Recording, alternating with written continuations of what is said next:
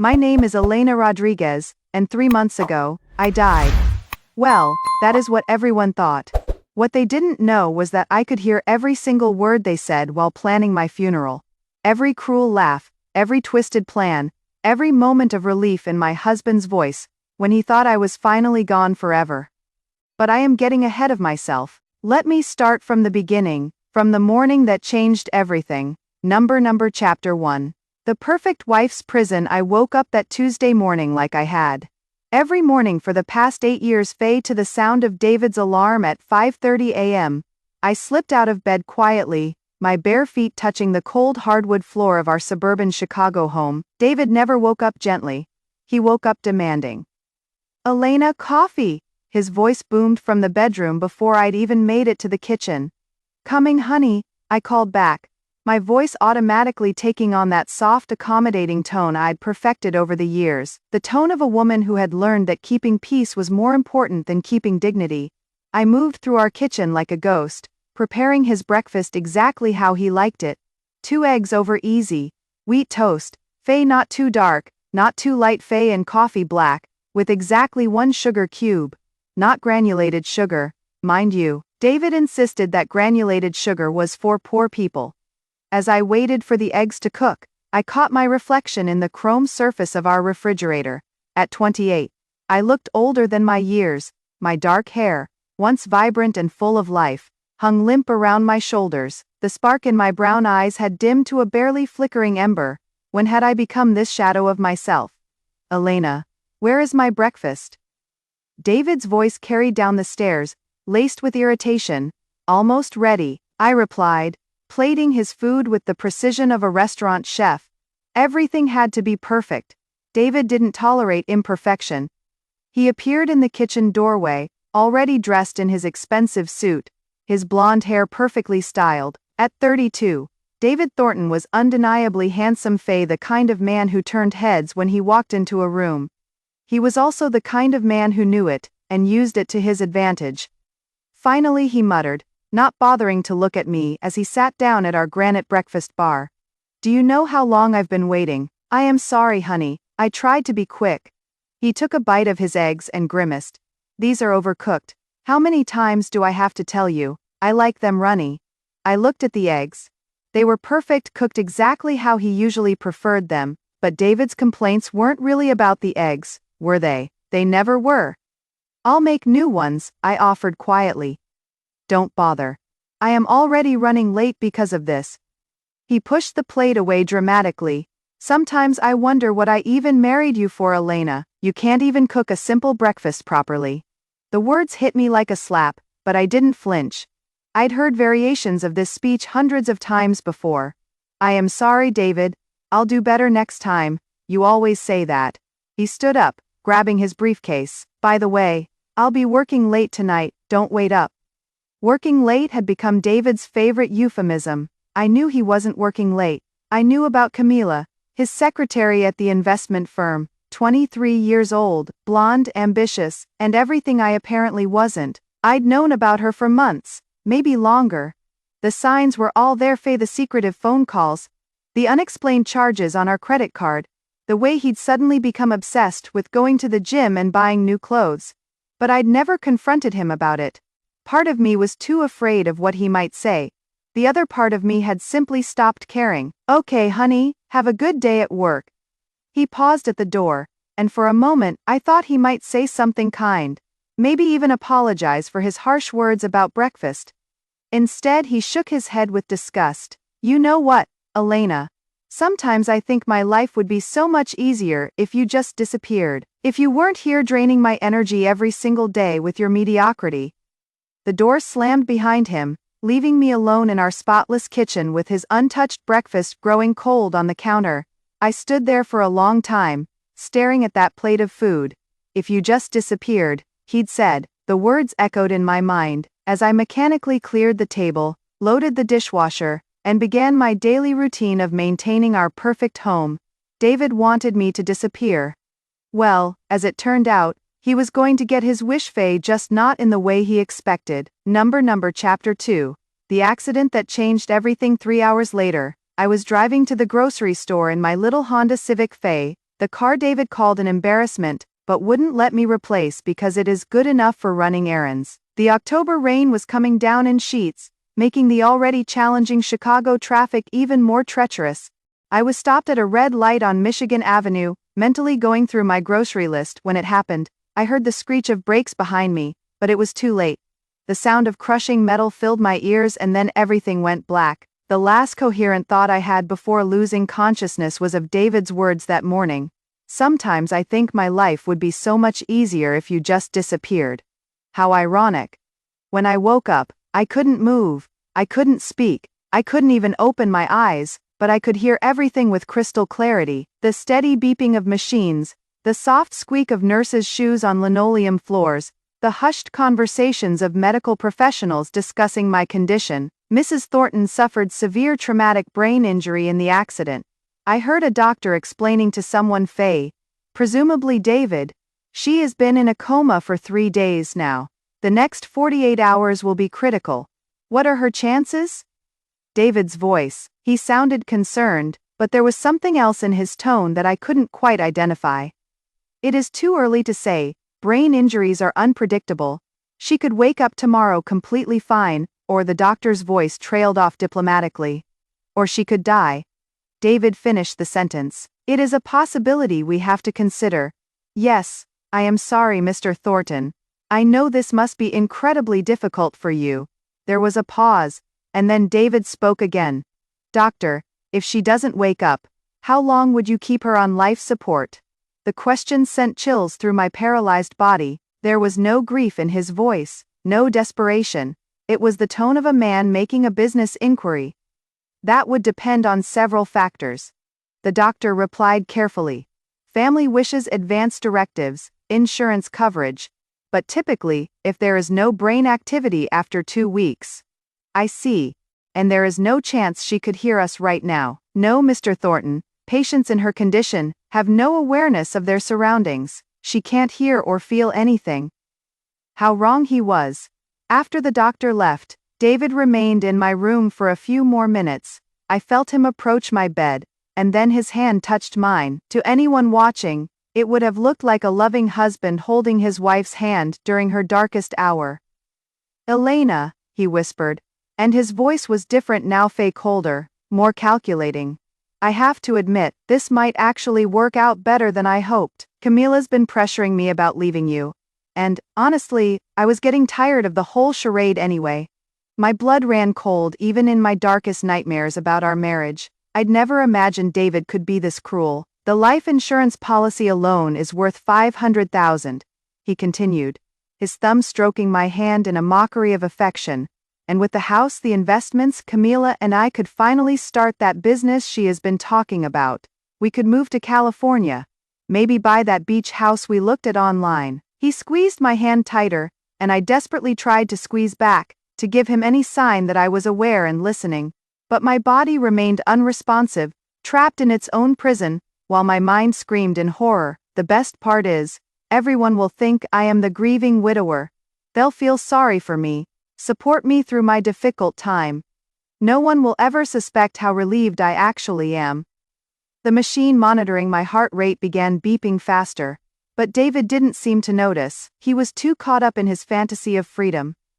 I should probably call your sister Maria and let her know what happened. She'll want to fly in from Phoenix, I am sure. God knows she never liked me anyway, always thought you were too good for me. He laughed softly. If she only knew the truth. The truth that my husband of 8 years was standing beside my hospital bed, hoping I would die so he could claim my life insurance money and run away with his mistress. Well, Elena, David said, releasing my hand, I guess this is goodbye. Don't worry, Faye, I'll make sure you have a beautiful funeral. All your favorite flowers. That dress you wore to our anniversary dinner. You'll look perfect, just the way you always tried to be. I heard his footsteps moving toward the door, then his voice on the phone.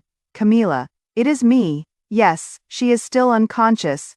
No, the doctors don't think she is going to make it.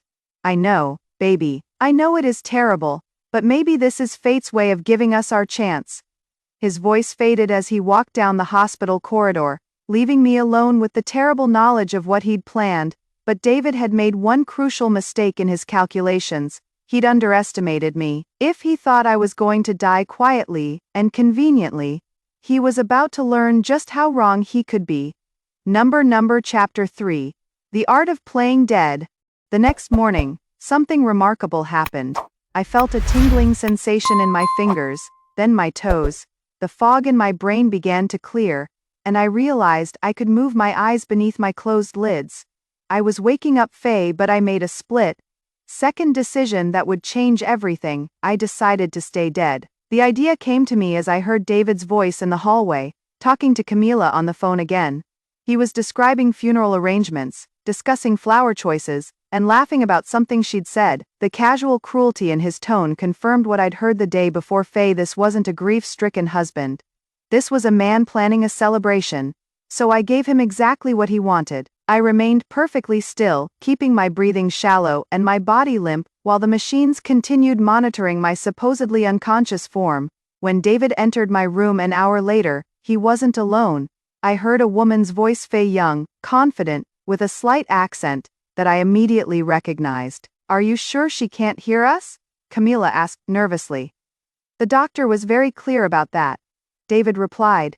"She is basically a vegetable at this point. Her brain function is minimal. It is just so weird, being here while she is, you know." Despite her affair with my husband, Camila apparently had enough conscience left to feel uncomfortable talking about my impending death in front of my supposedly unconscious body. "Don't be ridiculous," David said dismissively. "She is not here anymore, not really. Look at her face, she is already gone. We're just waiting for her body to catch up." I felt Camila approach my bedside. "She is so pale," she whispered. "Are you sure this is what you want, David? I mean, she is your wife." "Was my wife," David corrected coldly. "And honestly, Camila, this marriage has been dead for years. Elena knew it. I knew it, everyone knew it. This is just a merciful ending." "But the insurance money, people are going to ask questions, aren't they? About us being together so soon after." David's hand found Camila's, and I heard him soothe her concerns.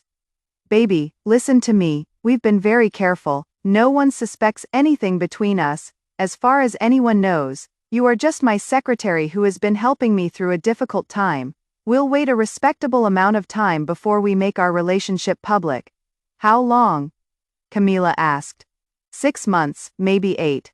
Long enough for people to think our love grew out of shared grief and mutual support. It is actually quite romantic when you think about it." "Romantic?"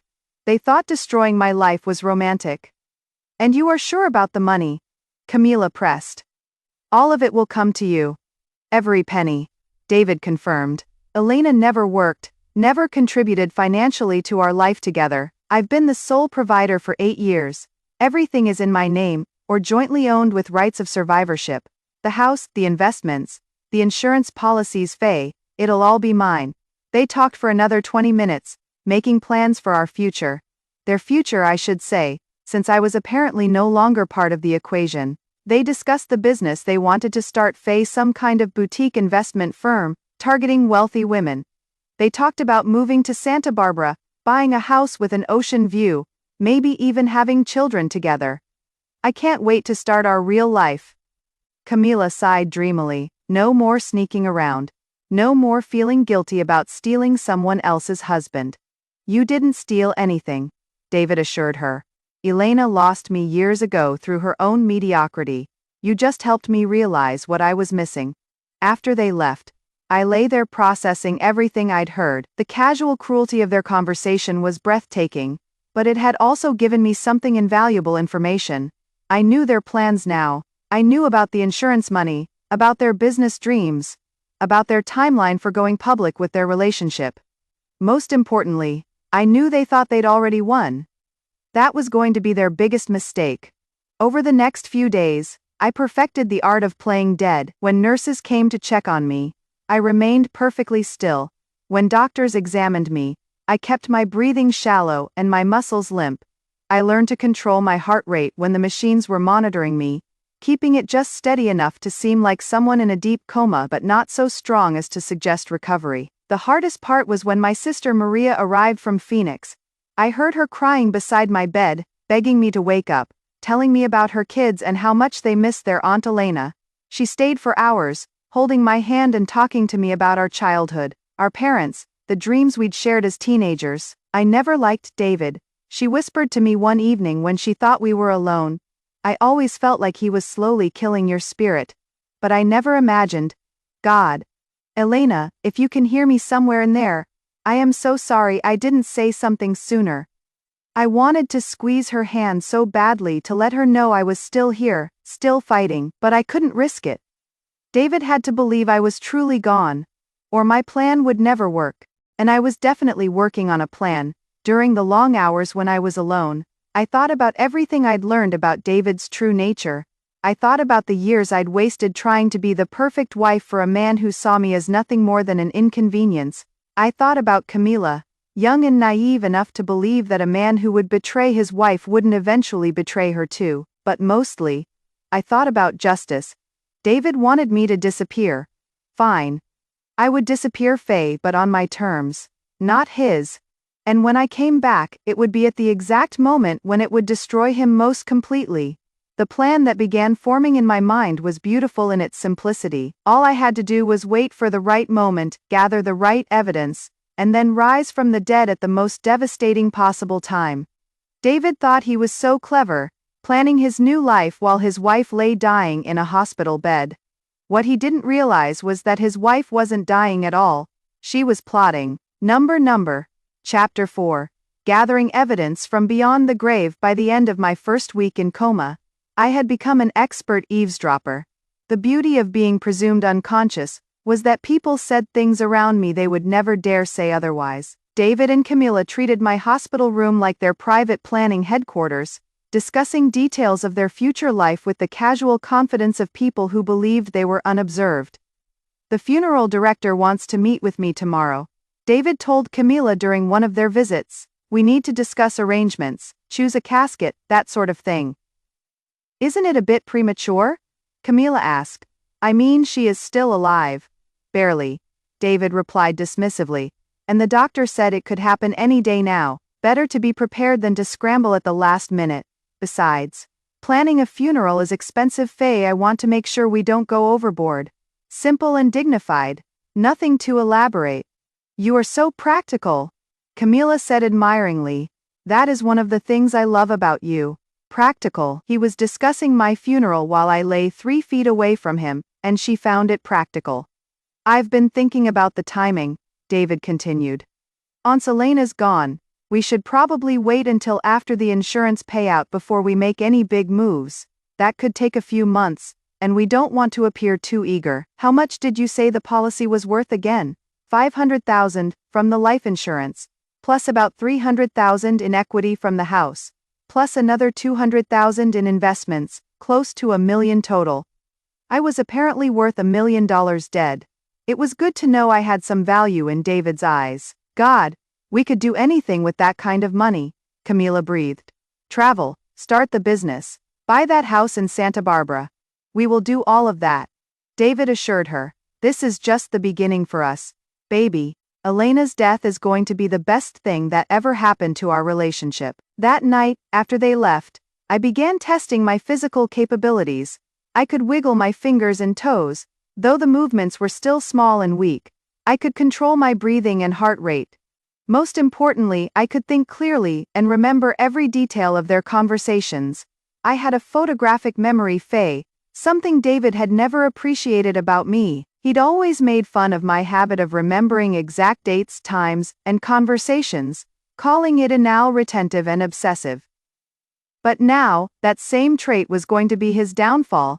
I mentally cataloged every admission he made, every detail about their relationship timeline, every piece of evidence that would prove his callous disregard for my life. The next day brought an unexpected visitor. I heard a man's voice introducing himself as Detective Rodriguez from the Chicago Police Department. I am sorry to bother you during this difficult time, Mr. Thornton. The detective said, I just had a few routine questions about your wife's accident. Of course, David replied smoothly, whatever I can do to help. The truck driver who hit your wife claims his brakes failed, but our investigation shows they were working fine. We're looking into whether this might have been intentional. My heart rate monitor started beeping faster, but I quickly brought it under control. Intentional? David sounded genuinely shocked. You mean someone tried to kill Elena deliberately? It is a possibility we're exploring. Do you know of anyone who might have wanted to hurt your wife? Any enemies? Any conflicts? Absolutely not. David said firmly. Elena doesn't have any enemies. She was the sweetest, most gentle person you could ever meet. Everyone loved her. The detective asked a few more questions about my routine, whether I'd mentioned feeling threatened by anyone, whether there had been any unusual incidents in the weeks before the accident. David answered everything perfectly, playing the role of the concerned, loving husband. One more thing, Detective Rodriguez said as he was preparing to leave. We'll need to speak with your wife if she regains consciousness. Is there any chance of that happening? The doctors don't think so, David replied sadly. They've told me to prepare for the worst. After the detective left, David remained in my room for a long time. I could sense him staring at me, and when he finally spoke, his voice was different, harder, more calculating. That was interesting, he said quietly. I wonder what that truck driver is really up to. Maybe I should look into hiring a lawyer just in case things get complicated. The implication was clear. David was worried that if I survived, I might somehow implicate him in my own accident. The paranoia in his voice told me he was already imagining worst-case scenarios. Good, let him worry. Over the next few days, more visitors came and went. My sister Maria returned with her husband and children. My old college roommate flew in from New York. Even some of David's colleagues from work stopped by to pay their respects to the dying wife of their esteemed colleague. David played his role perfectly with each visitor, accepting their condolences with gracious dignity, sharing touching memories of our marriage, and expressing his devastation at the thought of losing me. He was so convincing that, even I might have believed him if I hadn't heard his private conversations with Camila. You should have been an actor, Camila told him after a particularly moving performance in front of my former coworkers. You had them all in tears talking about your beautiful love story. It wasn't all acting, David replied. Elena and I did have some good times in the beginning, before she became so ordinary. Well, you don't have to worry about ordinary anymore, Camila said. I am going to give you the exciting life you deserve. 2 weeks into my supposed coma, Dr. Martinez called a meeting with David to discuss my prognosis. I listened as he explained that my condition hadn't improved, and that the chances of meaningful recovery were diminishing each day. We need to start considering some difficult decisions, Dr. Martinez said gently. About how aggressive you want us to be with her care going forward. What are you suggesting? David asked. Well, we could continue with the current level of support indefinitely, but if there is no brain activity, no response to stimuli, some families choose to focus on comfort care instead of prolonging life artificially. You mean take her off life support? Not necessarily immediately, Dr. Martinez clarified, but we could discuss transitioning to a less invasive approach, allow natural processes to take their course. David was quiet for a long moment, and I knew he was calculating, too eager to pull the plug, and people might get suspicious, too reluctant, and I might linger for months, draining his resources, and delaying his new life with Camila. How long do families usually wait before making that decision? He asked finally. There is no standard timeline. Some wait weeks, others wait months or even years. It depends on the family's beliefs, financial resources, and hope for recovery. I see. Well, Elena and I never discussed this scenario specifically, but I know she wouldn't want to live like this.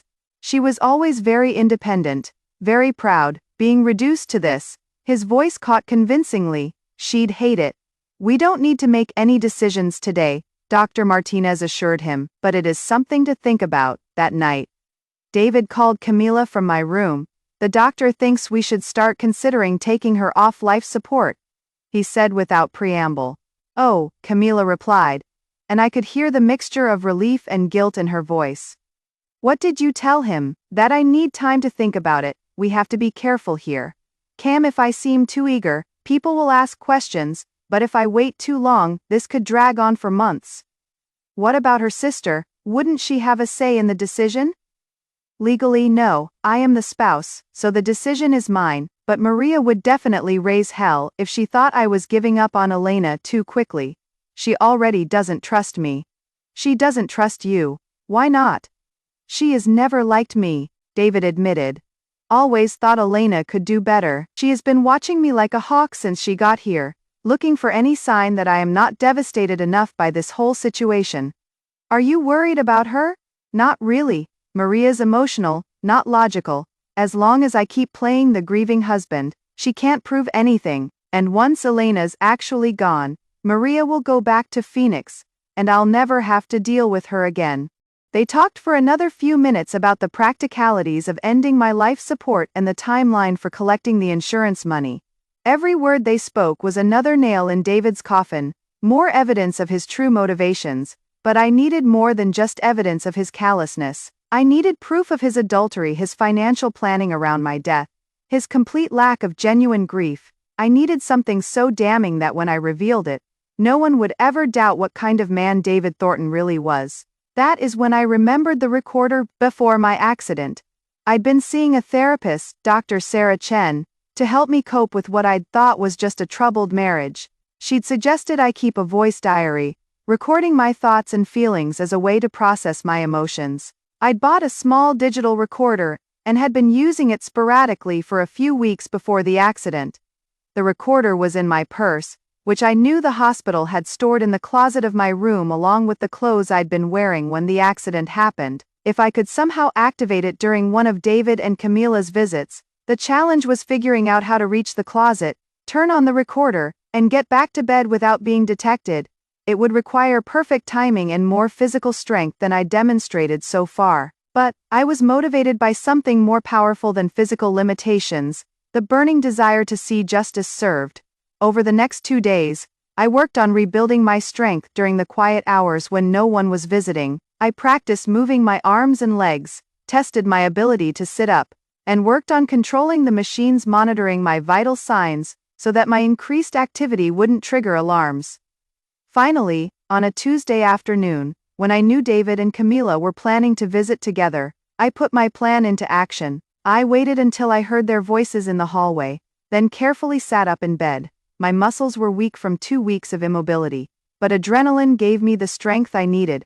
Moving as quietly as possible, I swung my legs over the side of the bed and stood up. The room spun for a moment, but I steadied myself against the bed rail and made my way to the closet.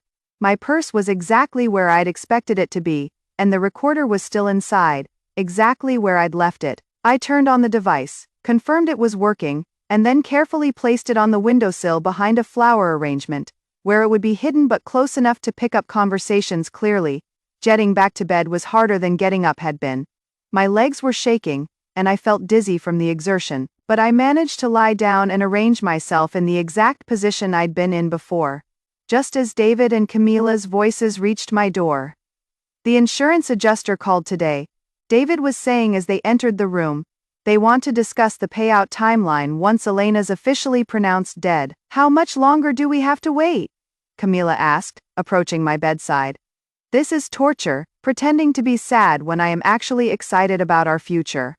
Not much longer, David assured her, moving to stand beside her. I am going to talk to the doctor tomorrow about discontinuing life support. I'll frame it as a mercy decision, letting Elena go peacefully, instead of prolonging her suffering. You are so thoughtful, Camila said, and I could hear the smile in her voice. Elena was lucky to have you, even if she never appreciated it. She really didn't, David agreed. Do you know, in 8 years of marriage, she never once thanked me for providing for her, never acknowledged all the sacrifices I made to give her a comfortable life. What kind of sacrifices? Camila asked. Everything, David said bitterly. I gave up my dreams of traveling, of taking risks with my investments, of living an interesting life, all because Elena needed security and stability. She was like a millstone around my neck, dragging me down into her boring, predictable world. Well, you don't have to worry about that with me, Camila said. I want adventure, excitement, passion. I want to live life to the fullest. That is exactly what we're going to do, David promised. As soon as Elena's out of the picture, we're going to start the most amazing life together. No more pretending, no more hiding, No more compromising our dreams for someone else's limitations. They spent the next hour planning their future in excruciating detail. They discussed wedding plans, choosing baby names, even which of my jewelry pieces Camila wanted to keep as mementos. Every word was being captured perfectly by the recorder I'd hidden just 10 feet away from them. When they finally left, I waited another 30 minutes before retrieving the device. My hands were shaking as I stopped the recording and checked the file. Perfect fake crystal clear audio of my husband and his mistress celebrating my impending death and making plans to spend my insurance money. But I wasn't done yet. I had one more trick up my sleeve, one final piece of evidence that would seal David's fate forever. I was going to give them exactly what they wanted, my funeral, and then I was going to give them the shock of their lives. Number Chapter 5, The Funeral I Never Forgot. 3 days later, Dr. Martinez made the announcement that David had been waiting for. After careful consideration and consultation with my family, the difficult decision had been made to transition me to comfort care. The life support would be discontinued the following morning. David played his role perfectly, of course. He held Maria's hand as she sobbed, his own eyes filled with crocodile tears as he spoke about how much he loved me, and how impossible this decision was for him. Elena wouldn't want to live like this, he told the assembled family members and friends.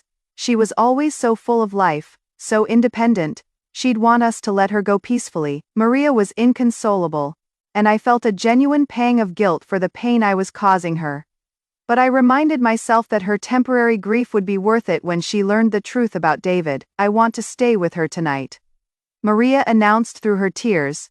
Her last night. I don't want her to be alone. David's face tightened almost imperceptibly. Of course, he said smoothly.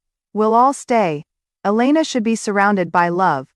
I knew what David was really worried about. He'd been planning to spend the evening with Camila, celebrating the final stage of their plan. Instead, he'd have to maintain his grieving husband act all night long good, let him suffer a little. That night, as my family and friends took shifts sitting beside my bed, sharing memories and saying their goodbyes, I made my own final preparations. I'd practiced controlling my breathing and heart rate extensively over the past few days, and I was confident I could simulate death convincingly enough to fool everyone, at least initially. The next morning Dr. Martinez arrived with a solemn face and a gentle manner. Are you ready? He asked David softly. David nodded, squeezing my supposedly unconscious hand one last time. Goodbye, Elena, he whispered, just loud enough for everyone to hear. Thank you for 8 wonderful years. I'll love you forever. If I hadn't known better, I might have believed the emotion in his voice was genuine. The machines were switched off one by one. The steady beeping that had been the soundtrack of my fake coma fell silent. I slowed my breathing gradually, making each breath shallower and more irregular, until finally, I stopped breathing altogether. The heart monitor showed the telltale flat line. Dr. Martinez checked my pulse, examined my pupils with a small flashlight, and after a respectful pause announced the time of death. 10:47 a.m., he said quietly. I am very sorry for your loss. Maria's wails filled the room, and I heard several other people crying softly. The guilt I felt at causing this pain was almost overwhelming, but I forced myself to remain perfectly still. In just a few more days, their grief would turn to relief, and their relief to amazement at the story I'd be able to tell them.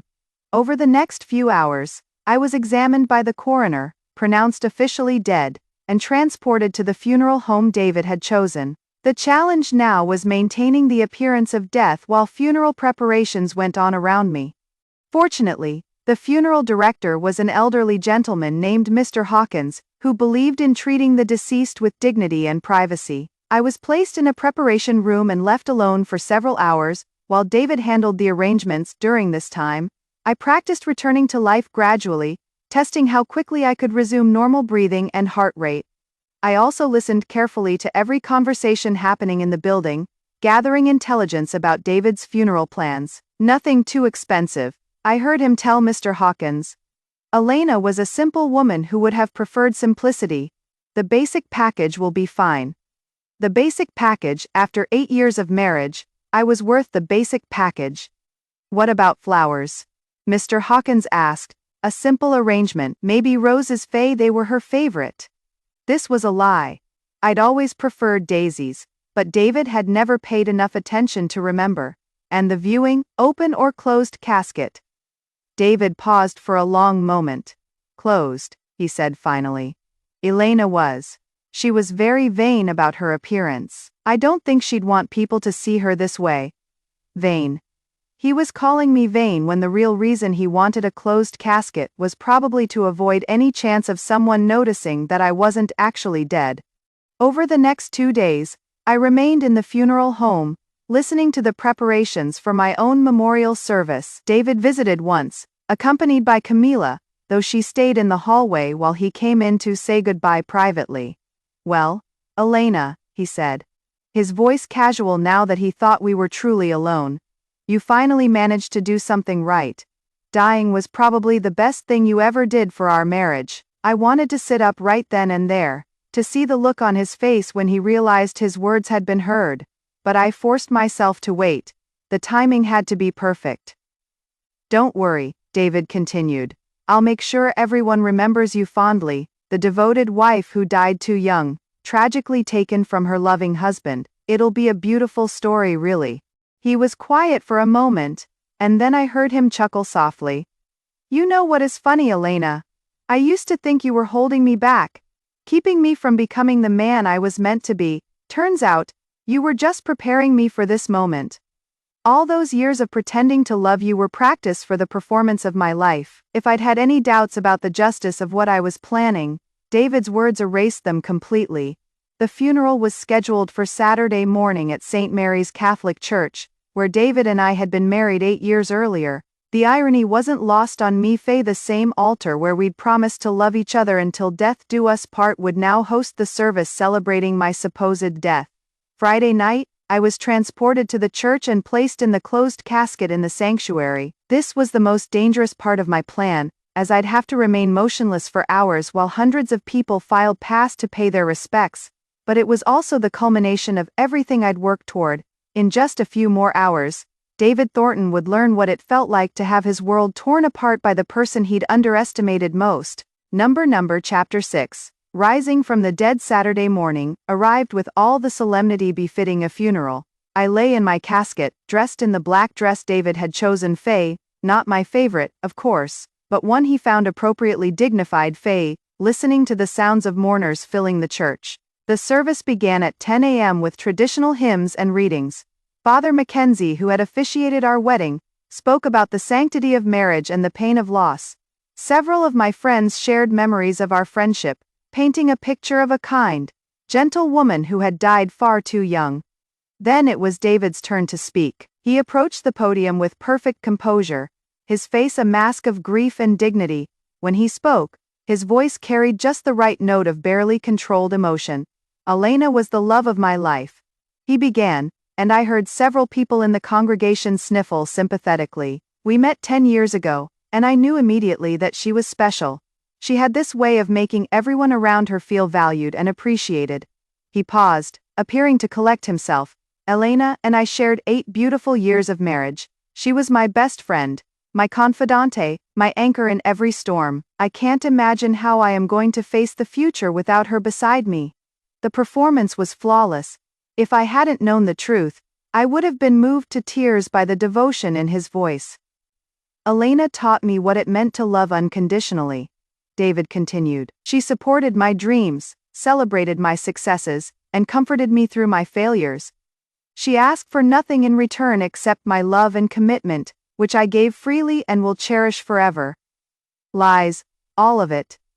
Beautiful, convincing lies. I know Elena is watching over us now, David said, his voice breaking slightly, and I know she'd want me to live fully to honor her memory by embracing life and love with the same passion she brought to everything she did. More lies, but these ones revealed his true intentions. He was already setting the stage for his new relationship with Camila, framing his future happiness as what Elena would have wanted for him. In closing, David said, I want to thank all of you for being here today, for sharing in our grief and celebrating Elena's life. She was blessed to have friends and family who loved her as much as she loved all of you. While our hearts are broken today, I know that Elena's spirit lives on in every life she touched. The congregation applauded softly as David returned to his seat in the front row. I could see him through the gap between the casket and its lid, and I noticed something interesting. Camila was sitting 3 rows behind him, dressed in conservative black and dabbing at her eyes with a tissue. She was playing the role of the sympathetic colleague, there to support her boss during his time of grief. How thoughtful of her to attend my funeral. Father Mackenzie concluded the service with a final prayer, and then it was time for the procession to the cemetery. This was the moment I'd been waiting for, Faye. The moment when David would finally get everything he thought he wanted, and then lose it all in the most spectacular way possible. The casket was loaded into the hearse, and the funeral procession made its way to Forest Lawn Cemetery. I remained perfectly still during the bumpy ride, though my heart was racing with anticipation. In just a few more minutes, the game would be over, and David would finally learn what it felt like to be completely powerless. At the cemetery, my casket was positioned over the open grave. The mourners gathered around in a semicircle, with David in the place of honor directly across from Father Mackenzie. I could hear Maria crying softly, and my heart ached for the pain I was about to end. Father Mackenzie began the committal service with the traditional words, "We are gathered here to commit the body of Elena Thornton to the ground, earth to earth, ashes to ashes, dust to dust." This was the moment David had been planning for, the moment that would set him free to start his new life with Camila and my insurance money. "Let us pray," Father Mackenzie said, and the assembled mourners bowed their heads. That is when I made my move. I took a deep breath, Faye, the first real breath I'd taken in public for 3 weeks, Faye, and slowly pushed open the lid of my casket. The creaking of the hinges seemed impossibly loud in the quiet cemetery. Several people looked up from their prayers, and I heard a woman gasp somewhere behind me, but I was focused entirely on David, who was staring at me with an expression of absolute horror as I slowly sat up in my coffin. "Hello, darling," I said, my voice carrying clearly across the silent cemetery. "Did you miss me?" The reaction was immediate and explosive. Maria screamed and fainted dead away. Several other mourners stumbled backward in shock. Someone started praying loudly in Spanish, apparently convinced they were witnessing a miracle, but David just stood there, frozen in place, his face white as death and his mouth hanging open in disbelief. "What is the matter, David?" I asked, stepping gracefully out of the casket in my funeral dress. "You look like you've seen a ghost, Elena," he whispered, and his voice was barely audible. This is impossible, is it?"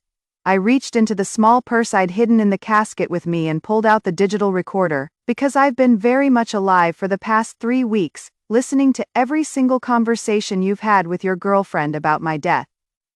David's eyes went to the recorder, and I saw the exact moment when he realized what I was holding. The color drained completely from his face, and he took an involuntary step backward. "That is right," I said, holding up the device for everyone to see. "Every word, David. Every plan you made with Camila about spending my insurance money, every time you celebrated the idea of my death, every cruel comment about how much easier your life would be without me, all of it recorded in your own voice." The crowd of mourners was buzzing with confusion and shock, but I wasn't finished yet. I had one more revelation to share. "Would you like to hear some highlights?" I asked, pressing the play button on the recorder. David's voice filled the cemetery, crystal clear and unmistakably cruel. "Sometimes, I think my life would be so much easier if you just disappeared. Elena's death is going to be the best thing that ever happened to our relationship." Then Camila's voice.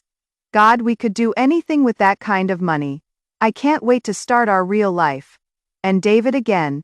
"The life insurance policy alone is worth $500,000. Elena lost me years ago through her own mediocrity." I let the recording play for another minute, watching as the faces of our friends and family transformed from confusion to understanding to rage.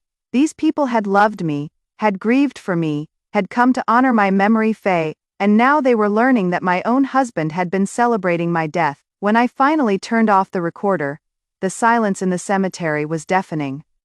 "David Thornton," I said, my voice steady and strong, "you wanted me to disappear so you could start a new life with your mistress.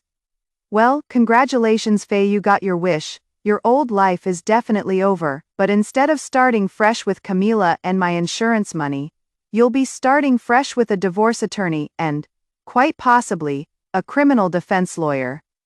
David finally found his voice. "Elena, please. Let me explain." "Explain what?" I interrupted. How you've been having an affair with your secretary, how you were planning to use my insurance money to start a business with her. How you told the doctors you wanted to take me off life support not out of mercy, but out of impatience. I turned to address the crowd of shocked mourners. Ladies and gentlemen, I apologize for the dramatic interruption of my own funeral, but I thought you should know the truth about the man you came here to comfort in his grief. Detective Rodriguez, who I'd spotted in the crowd earlier, stepped forward with a grim expression. Mrs. Thornton, I think we need to have a conversation. I'd be delighted, Detective, I replied. I have quite a story to tell you, and I have evidence to back up every word of it. As the detective approached, David made one last desperate attempt to salvage the situation. Elena, honey, you are clearly traumatized from the accident. You are not thinking clearly. Let me take you home and we can work this out. Home. I laughed, and the sound was sharp and clear in the morning air. David, after what I heard you say about me, after what you planned to do with my life insurance money, after the way you celebrated the idea of my death, Faye, did you really think I would ever go home with you again? I looked around at the faces of my family and friends, all of whom were staring at David with expressions of disgust and betrayal. The truth is, David, you were right about one thing, I continued. Our marriage has been dead for years. The only difference is, now everyone knows that you were the one who killed it. Number epilogue. The life I chose to live. 6 months later, I was sitting in my new apartment in downtown Chicago, reading the final divorce decree that officially ended my marriage to David Thornton. The settlement had been more generous than I'd expected, Faye, apparently. Recordings of your spouse planning to spend your life insurance money carry significant weight in divorce court. David had been charged with insurance fraud and conspiracy, though the charges were later reduced to lesser offenses when his lawyer argued that no actual fraud had been completed. Still, the scandal had cost him his job at the investment firm, and his reputation in Chicago's financial community was permanently destroyed. Camila had faced her own consequences. The recording I'd made included enough evidence of her knowing participation in David's scheme that she'd been fired from her position and blacklisted from most reputable firms in the city. The last I'd heard, she'd moved back to her hometown in Texas, her dreams of a glamorous life in ruins. As for me, I'd discovered something remarkable in the months since my resurrection. I was capable of living a life I actually enjoyed without David's constant criticism and demands. I'd rediscovered interests I'd abandoned years ago. I'd started painting again, something I'd loved in college, but had given up because David thought it was frivolous. I'd joined a book club, begun taking cooking classes, and even started dating again. The man I was seeing now, Marcus, was nothing like David. He was kind without being condescending, successful without being arrogant, and he found my dramatic comeback story amusing rather than embarrassing. You literally rose from the dead to get revenge on your ex-husband, he'd said on our third date. That is the most badass thing I've ever heard. My sister Maria had forgiven me for the trauma I'd caused her, especially after she learned the full truth about David's character. I always knew there was something wrong with him, she'd said. I just never imagined he was actually evil. The insurance company had been surprisingly understanding about the whole situation, probably because they'd avoided paying out a fraudulent claim. They'd even sent me a fruit basket with a note thanking me for my creative approach to preventing insurance fraud. Looking back, I sometimes wondered if I could have handled the situation differently. Could I have simply confronted David about his affair? Could I have left him quietly without the dramatic funeral revelation? Maybe. But I don't think David would have learned anything from a quiet divorce. He would have simply moved on to his next victim, armed with the knowledge that he could get away with treating people as disposable. By exposing him publicly, by forcing him to face the consequences of his cruelty in front of everyone who knew him, I'd ensured that his true character would follow him wherever he went. No one in our social circle would ever trust him again. No woman would ever be fooled by his charming facade without someone warning her about what lay beneath. In the end, David had been right about one thing. My disappearance had been the best thing that ever happened to both of us. He'd gotten his freedom, and I'd gotten my life back. The difference was, I'd learned to appreciate the life I'd been given. As I finished reading the divorce papers, I noticed a small envelope that had been delivered with them. Inside was a short note from David. Elena, I know you'll never forgive me for what I did, and I don't blame you. I've had a lot of time to think about the man I became during our marriage, and I am ashamed of who I was. You deserved better than me. I hope you find the happiness that I was too selfish to give you, David. I read the note twice, then folded it carefully and put it away in a box with other mementos from my old life. I didn't know if David's remorse was genuine or just another performance, and honestly I didn't care. His opinion of me, Faye good or bad Faye, no longer had any power over my happiness. I was Elena Rodriguez again, not Elena Thornton. I was a woman who had literally died and been reborn, who had discovered strength I never knew I possessed, who had learned that the most powerful revenge was simply living well, and I was finally truly alive. But did you like this story? Tell us in the comments which city you are listening from. If you enjoyed this dramatic tale of betrayal and resurrection, please support us with a super thanks so we can continue bringing you more incredible life stories like this one. Thank you so much for your support, Faye. We look forward to your comments about Elena's amazing journey. On the screen, you can see 2 new life stories that we highly recommend. There is so much more content on our channel, Faye. Don't forget to subscribe. See you in the next life story with love and respect. **.